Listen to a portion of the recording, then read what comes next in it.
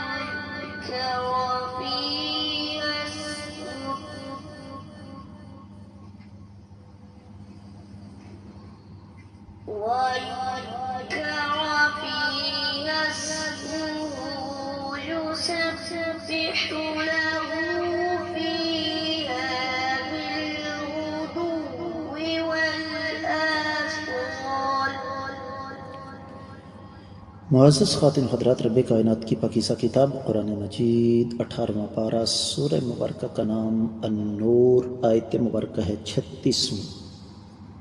جس کے ساتھ سفر کرتے ہوئے ہمیں آج دوسرا دن، اور ابھی تک ہم تفسیر ابن کثیر میں موجود اس آیت مبارکہ کے حوالے سے ضروری امور مکمل نہیں کر سکے۔ سبب بالکل واضح ہے کہ آیت مبارکہ کوئی بہت زیادہ طویل نہیں، لیکن اس میں موجود مفاہیم اور معانی کا سمندر اس بات کی اجازت نہیں دیتا کہ اسے اس انداز سے چھوڑ کر ہم آگے بڑھ جائیں۔ معمول کے مطابق سب سے پہلے اس کا بامحاورہ ترجمہ۔ اللہ رب العزت ارشاد فرماتے ہیں کہ ان گھروں میں جن کے بلند کرنے اور جن میں اپنے نام کی یاد کا اللہ نے حکم دیا ہے، وہاں صبح شام اللہ تعالیٰ کی تسبیح کرو۔ امام ابن کثیر رحمۃ اللہ علیہ اس حوالے سے ایک حدیث سنن نبی داؤد سے لے کر آئے ہیں، 561، شیخ البانی رحمہ اللہ نے اس کو صحیح قرار دیا۔ آقا علیہ الصلوۃ والسلام نے ارشاد فرمایا کہ اندھیروں میں مسجدوں کی طرف جانے والوں کو خوشخبری سنا دو کہ انہیں قیامت کے دن پورا پورا نور ملے گا۔ پھر سنن ابی داؤد میں ہی ایک اور حدیث ہے جو امام ابن کثیر رحمۃ اللہ علیہ لے کر آئے، 466، اور وہ حدیث کچھ یوں ہے کہ کائنات کے امام صلی اللہ علیہ وآلہ وسلم جب مسجد میں تشریف لاتے تو یہ الفاظ ادا فرماتے: اعوذ باللہ العظیم وبوجہہ الکریم وسلطانہ القدیم من الشیطان الرجیم۔ اور فرمایا جب کوئی شخص یہ پڑھتا ہے تو شیطان کہتا ہے کہ یہ شخص پڑھنے والا میرے شر سے تمام دن کے لیے محفوظ ہو گیا۔ صحیح مسلم میں 713ویں حدیث ہے، امام ابن کثیر رحمۃ اللہ علیہ نے نقل فرمائی۔ آقا علیہ السلام نے فرمایا جب تم میں سے کوئی شخص مسجد میں جانا تک چاہے تو یہ دعا پڑھے: اللہم افتح لی ابواب رحمتک، الہ العالمین میرے لیے اپنی رحمت کے دروازے کھول دیجئے۔ اور جب مسجد سے باہر جائے تو یہ دعا پڑھے: اللہم انی اسألک من فضلک، اے میرے اللہ میں آپ سے آپ کے فضل کا سوال کرتا ہوں۔ ایک اور حدیث ہے سنن ابن ماجہ میں 773ویں، شیخ البانی رحمہ اللہ اس کو صحیح قرار دے چکے ہیں، امام ابن کثیر رحمۃ اللہ علیہ اس کو لے کر آئے۔ کائنات کے امام صلی اللہ علیہ وسلم نے ارشاد فرمایا: جب تم میں سے کوئی شخص مسجد میں جائے تو سب سے پہلے کائنات کے امام صلی اللہ علیہ وسلم پر درود و سلام پڑھے، پھر اللہم افتح لی ابواب رحمتک پڑھے۔ تو جب مسجد سے نکلے تو آقا علیہ السلام پر درود پڑھ کر یہ الفاظ ادا کرے، اللہم اعصمنی من الشیطان الرجیم، اے اللہ جی مجھے آپ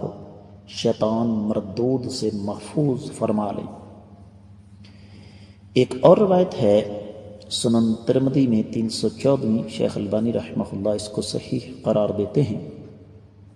آقا علیہ السلام مسجد میں آتے تو درود پڑھ کر دعا فرماتے، اللہم اغفر لی ذنوبی وافتح لی ابواب رحمتک، اور نکلتے ہوئے درود شریف پڑھتے اور الفاظ ادا فرماتے، اللہم اغفر لی ذنوبی وافتح لی ابواب فضلک، اے اللہ میرے گناہوں کو بخش دیجئے اور میرے لیے اپنے فضل کے دروازے کھول دیجئے۔ پھر امام ابن کثیر رحمۃ اللہ علیہ فرماتے ہیں کہ اس مفہوم کی اور بہت ساری احادیث ہیں جن کا تعلق مسجد اور مسجد کے احکام کے ساتھ ہے۔ پھر آیت مبارکہ نقل فرمائی امام ابن کثیر رحمۃ اللہ علیہ نے سورۃ الاعراف کی 31ویں، یا بنی آدم خذوا زینتکم عند کل مسجد، اے آدم کی اولاد مسجد میں تم اپنی زیب و زینت کو لازم پکڑو۔ اور پھر فرمایا وَأَقِیمُوا وُجُوهَکُمْ عِنْدَ كُلِّ مَسْجِدٍ وَادْعُوهُ مُخْلِصِینَ لَهُ الدِّینَ، اپنے چہروں کو ہر مسجد میں قبلہ رخ رکھو اور خلوص کے ساتھ صرف اور صرف اللہ کو پکارو۔ سورۃ الجن کی 18ویں آیت مبارکہ امام ابن کثیر رحمۃ اللہ علیہ نے نقل فرمائی ہے، وَأَنَّ الْمَسَاجِدَ لِلَّهِ فَلَا تَدْعُوا مَعَ اللَّهِ أَحَدًا، مسجدیں اللہ ہی کے لیے ہیں اور اللہ کے ساتھ کسی اور کو مت پکارو۔ لفظ اصال کی وضاحت کرتے ہوئے امام ابن کثیر فرماتے ہیں یہ اصیل کی جمع ہے، یہ شام کے وقت کو کہتے ہیں۔ اور سیدنا عبداللہ بن عباس رضی اللہ تعالیٰ عنہما کا قول امام ابن کثیر رحمۃ اللہ علیہ نے نقل فرمایا ہے کہ قرآن مجید میں جہاں بھی لفظ تسبیح آیا ہے اس سے مراد نماز ہے، یعنی صبح کی نماز اور عصر کی نماز اس سے مراد ہے۔ ابتدا میں یہی دو نمازیں فرض تھیں، ان کو یاد دلایا گیا۔ پھر امام ابن کثیر رحمۃ اللہ علیہ ایک بحث کرتے ہیں قرات کے حوالے سے کہ یسبح ہے، اور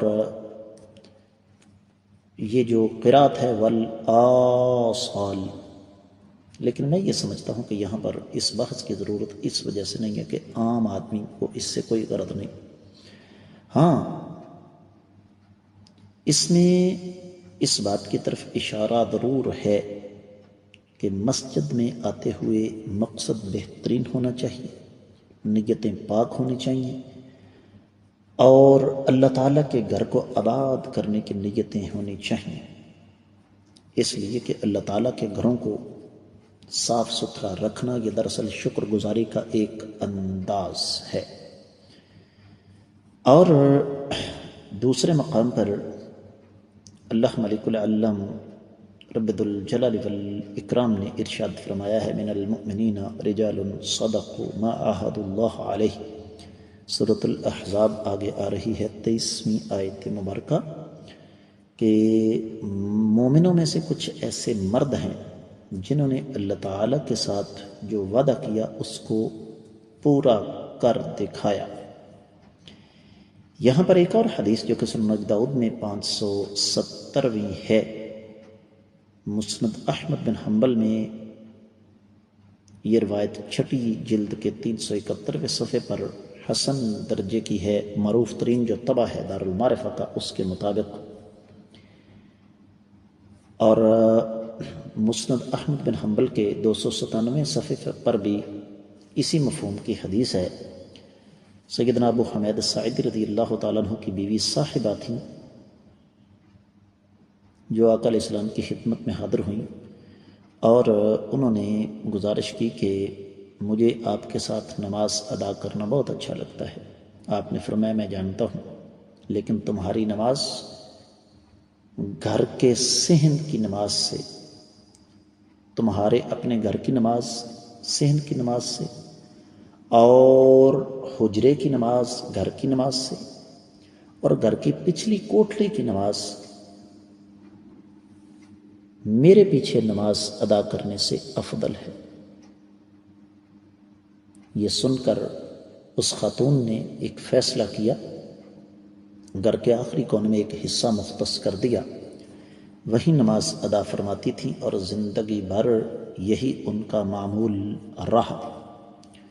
لیکن اس کا مطلب یہ قطعی طور پر نہیں، جیسے کہ امام ابن کثیر رحمۃ اللہ علیہ فرماتے ہیں کہ خواتین کو مسجد میں آنا نہیں چاہیے۔ فرماتے ہیں کہ عورتیں مسجد میں آئیں لیکن اپنی زیب و زینت ظاہر نہ کریں اور خوشبو لگا کر نہ نکلیں، کیونکہ صحیح بخاری میں حدیث 900 ہے، امام ابن کثیر رحمۃ اللہ علیہ لے کر آئے کہ اللہ کی بندیوں کو اللہ کی مساجد میں آنے سے مت روکو۔ شرطیں شریعت نے عائد کی ہیں، جس طرح کہ صحیح مسلم کی 443ویں حدیث ہے، آقا علیہ السلام نے فرمایا جب تم میں سے کوئی عورت مسجد میں آنا چاہے تو اسے چاہیے کہ وہ خوشبو کو ہاتھ بھی نہ لگائے۔ اور صحیح بخاری میں 372ویں حدیث ہے،